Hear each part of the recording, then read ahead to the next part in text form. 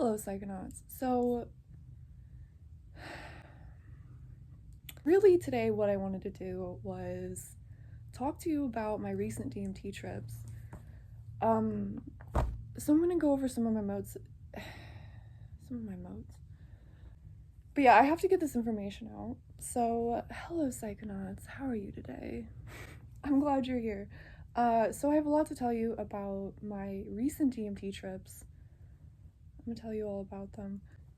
Yeah, I'm slightly stoned too, so just work with me. It's a gray, sad day outside, so here we go. Okay, so the first successful trip that I had, I did get a good peek at what was going on. So I made it to get to see hyperspace, which is good because I had a trip a few days prior to this where nothing happened. I sometimes have these DMT experiences where I don't know. I don't know if it's a problem with method or if it's more of a mindset thing. It sometimes feels like it could be both. But I had this sort of trip where nothing happened. I sort of felt the space, I felt that buzzy DMT warm type feeling, but I didn't really travel. I didn't really have any type of visual immersion or experience of that nature. So a few days later, and this was over the weekend, I decided, I'm really gonna get in there. We're really gonna see what's going on because I've been wanting to take observations. I really wanted to. This is the most interesting thing that I've ever found. It really is interesting, okay? Let's just start at one point that I think is really interesting right now. It's such a complex hallucination. I just can't see how it can be classified as that. The mind is part of it. Obviously, the mind is part of the experience. So it is an internal experience, but there's this external structure to it. And that's what's so fascinating about it. So there's definitely aspects of your own mind that are going to be like projected into the experience, and but there's still like this way that you can separate that from there being like this real underlying structure of this technology. I don't know. Okay, so I'm going to try to explain some of this. I hope I can. So what happened? So basically what happens is I take in my hits and I experiment with different methods of like how I take them, but it's not necessarily important right now. But I lay back, close my eyes. I try to hold the last hit in as long as possible, of course. I try to get my eyes really dark. I like to put like something over my eyes because the darker it is, the less light there is, the more I can get into the experience. So you start seeing, what happens? This is what I'm trying to figure out. I wrote down, okay. So it's kind of like a vibration that you start to feel. This is how it starts. It's like this like buzzy feeling. And when you close your eyes, you can see the space opening up. And I don't know how to describe it other than that this space opens up and there's just more. That's what I wrote down. I also wrote in quotation marks, this space, because at one point I got the impression from the others, the entities, if you will, that this space. This space. It's your mind. I don't know, it's inner space is what it is, which my mind is a part, but it's connected to all of inner space. Anyway, these are just theories, but I really also want to get to some of like the distinct content. Okay, so the geometry. It's, okay, I'm trying to hold it in my mind right now. It's a space. It's unlike visuals of like other psychedelics. There's so much dimension to it. There's so much vastness to it. That's what I mean by it opens up. Like I close my eyes and this like geometrical space, but it's so like it's so vast. I feel like I'm seeing like how you would look out into outer space. It's just like there's just so much. It's like I'm looking out into this inner space. And the more I look, the further I look, the more the space unfolds. So it very much is a space. But there's also just like something happening. Like the whole process is something I'm a part of. Okay, so really the whole thing feels like a tuning in. It feels like I'm tuning into a higher vibration. And I know that sounds, we don't even have to classify it as that. I'm tuning into some sort of vibration. Another thing I wrote down in quotations is, you know how to do this. As this tuning process is taking place, which these sort of outside entities, this telepathic connection with these entities, which is just, I don't know. It's like this felt presence. It's like this, and I'm going to get more into the entities too, and, asking about their existence and stuff like that.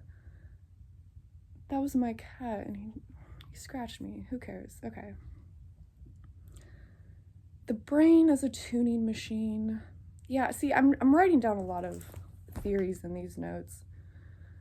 But I also want to take you back to what happened, because I really want to get to the bottom of this. Okay, yeah, so as I'm doing this tuning process, so the experience is intensifying at this. So initially what happens, so we take the hits. You get the warm, buzzy feeling, your eyes close, the space starts to open up. Maybe you feel the presence of, a telepathic connection with some sort of entities or other presence. Or maybe you don't, I don't know. That's what I feel. And then it's just this tuning process. I feel like I concentrate on it. I feel like I have to focus on it. I think sometimes why I have these nothing trips is because I'm not in the right mindset. I have to concentrate on this process. Okay? And again, you know how to do this. You know this space. You know how to do this. And so I'm focusing. I'm tuning into this vibration. And there's something else coming into focus. It's a very complex, intricate, almost object that's starting to come into focus as well as I'm doing this process. But I think that was mainly the first trip, okay? I recognize that process again. Do you think, I don't know. I'm trying to narrow down what this experience is. Okay, so I had a second trip, and this trip, I think I focused more on the presence of the entities. In my notes, I said it's hard to tell if they have an independent existence. Yeah, so, okay, I remember being in the space, being in the experience, and reflecting on the absurdity of asking if they are real. Because you're having this whole experience. I'm telepathically connected with these entities, and it seems very absurd in the moment. It seems disrespectful to question their existences in the middle of this experience. I feel like I'm disrupting the experience if I stop them, if I stop this entire process, this entire thing that they're trying to do for me, and I say, oh, wait, are you real? And it's almost absurd. It's what do you mean? What do you mean, are we real? Yes, we're real. I always think that I can develop some sort of question to ask them, and that it would be some sort of test for their independent existence. I still haven't come up with that question. But the thing is, they interact with you as if they have an independent existence. They would be offended. They can get offended. They're people too, okay? I don't know what I'm saying, but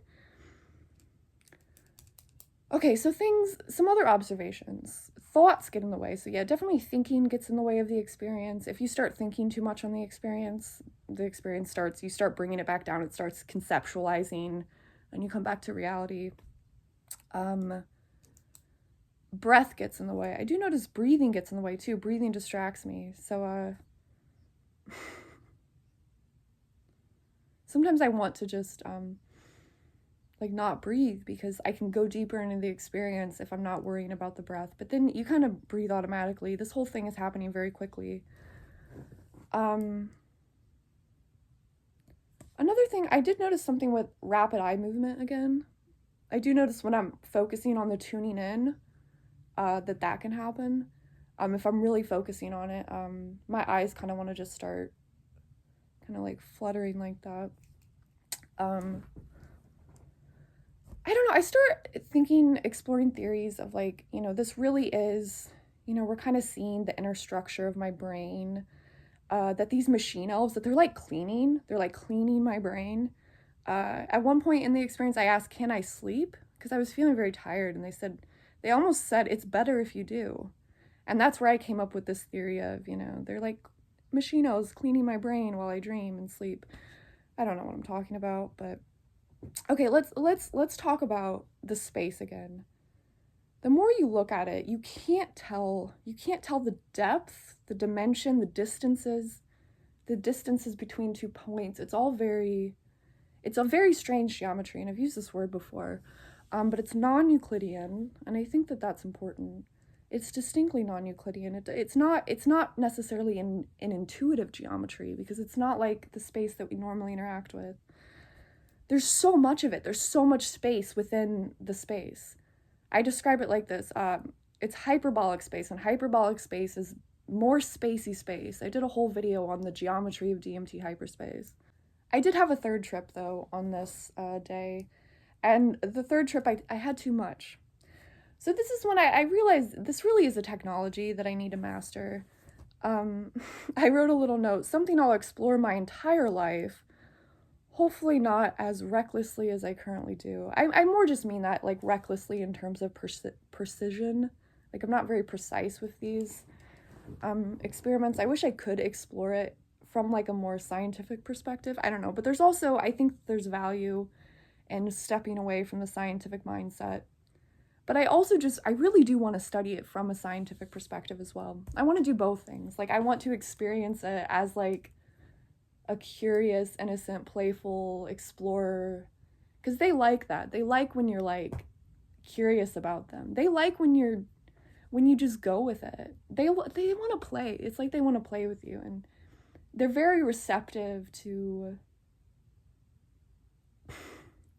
a more, like, playful attitude for the experience, at least in my experience. Like, when I get too scientific and I get too worried about taking observations, sometimes I get to the space and I'm like, okay, I have to collect all this data right now. They don't like that. Not necessarily. They respect it to some extent, but they would prefer me have the experience first. Okay. But the third trip, I took too much and it overwhelmed my brain. This happens sometimes, and usually when I have these trips, I try to bring myself back. So I really have to find that sweet spot so I can go very deep without completely overwhelming my brain, or maybe I just need to have more practice. Because by the third trip, when I realized it was so much, I was bringing myself back, and I tend to do that so too much, that's all I wrote. I did have a moment about giving away to astonishment. I kept giving away to astonishment in this third trip because it was just so much. It was so overwhelming. It was intricate, kept showing me space upon space. Yeah, they like to say, like, look here, look at this, look at this. I tried to brush it off. It was just too much. Yeah, I tried to brush it off. The third trip was too much. I'm still working with it. Okay, but let's give some closing thoughts here, okay? I really do believe DMT functions as a technology. It's way too complex. I don't know what it implies about the nature of reality or the nature of consciousness. It implies something important, I think. Vibrations are really important. The whole time, it seems like, okay, my brain is just attuning. It's just tuning into different frequencies.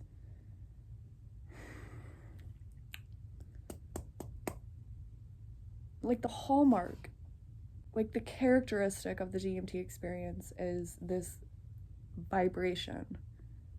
I don't know, even at low doses, the vibration is there. Even when you're coming down and the experience is lingering, the vibration is there. What is happening?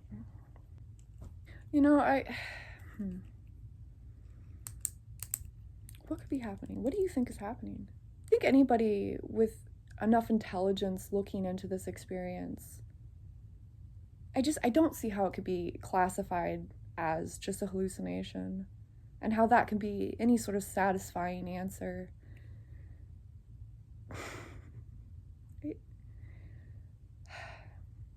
But yeah, it's a tricky technology, and it's no joke, and I wish I had better methods to work with it. I really do.